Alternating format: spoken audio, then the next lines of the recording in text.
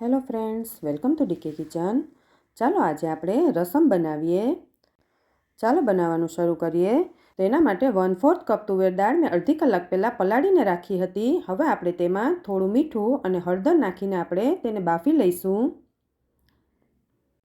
તુવેર દાળ બફાઈ જાય પછી આપણે તેનો વઘાર કરી લઈએ. તો 2 ચમચા તેલ લેવાનું, તેમાં રાઈ અને જીરું નાખી, થોડી હિંગ,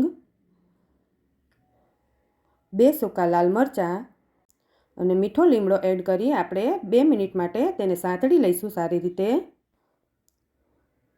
પછી તેમાં 3 ટમેટાં મેં ઝીણા સમારીને રાખ્યા છે એ પણ એડ કરી દઈએ આપણે.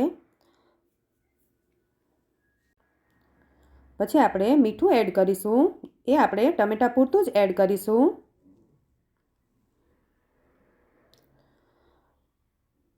ટમેટાં એકદમ સોફ્ટ ન થઈ જાય ત્યાં સુધી આપણે તેને મિક્સ કરતું રહેવાનું છે. ટમેટાં સોફ્ટ થઈ જાય પછી આપણે દાળને બ્લેન્ડ કરીને આમાં નાખી દેવાની. પછી લીલા ધાણાની જે દાંડી હોય એ પણ એડ કરી દેવાની, એનાથી સ્મેલ સરસ આવે છે. મેં અહીંયા 1.5 ગ્લાસ પાણી એડ કર્યું છે. પાણી તમે તમારી કન્સિસ્ટન્સી કેટલી રાખવી છે એ પ્રમાણે એડ કરી શકો છો. આમાં આંબલીનું પાણી યુઝ કરી શકો છો, પણ હું આંબલી યુઝ નથી કરતી એટલે મેં 1.5 લીંબુ એડ કર્યું છે. હવે આપણે રસમ મસાલો એડ કરશું. એ હોમમેડ છે. રસમ મસાલાની રેસીપી મેં ઓલરેડી આગળ શેર કરેલી છે. 3 ચમચી રસમ મસાલો, 1/2 ચમચી લાલ મરચું પાવડર, એની આપણે પેસ્ટ બનાવીને એ પેસ્ટ રસમમાં એડ કરવાની છે. પછી તેમાં 1/2 ચમચી મરી પાવડર એડ કરવાનો છે અને 1 લીલું મરચું એને વચ્ચેથી કાપો પાડીને એડ કરી દીધું છે. અડધી ચમચી ગોળ નાખવાનો છે જે ખટાશને બેલેન્સ કરવા માટે. હવે લીલા ધાણા એડ કરી એને સારી રીતે ઉકળવા દઈએ.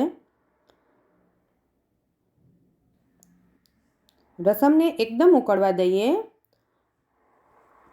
આ રસમ તમે સૂપની જેમ પણ પી શકો છો. એને રાઈસ સાથે, વડા સાથે અને ઇડલી સાથે પણ સર્વ કરી શકીએ છીએ. રસમ પીવામાં ખૂબ ટેસ્ટી હોય છે.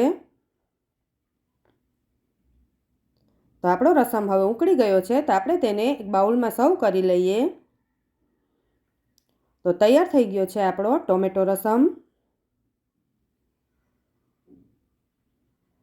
જો તમને મારો વિડીયો ગમ્યો હોય તો લાઇક, શેર અને સબસ્ક્રાઈબ જરૂર કરજો.